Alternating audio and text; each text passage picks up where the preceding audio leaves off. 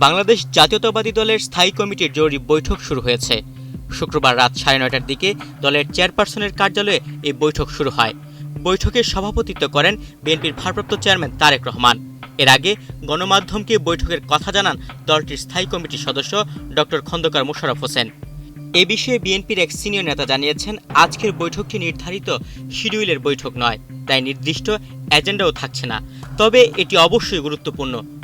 এর আগে গত 4 জানুয়ারি সিলেটের সাংবাদিকদের সঙ্গে মতবিনিময় সভায় বিএনপির মহাসচিব মির্জা ফখরুল ইসলাম আলমগীর জানান, 2-1 দিনের মধ্যে তারেক রহমানকে বিএনপির চেয়ারম্যান নির্বাচন করা হবে। 2018 সালে বেগম খালেদা জিয়া কারাগারে বন্দী হওয়ার পর তারেক রহমানকে বিএনপির ভারপ্রাপ্ত চেয়ারম্যান হিসেবে মনোনীত করা হয়।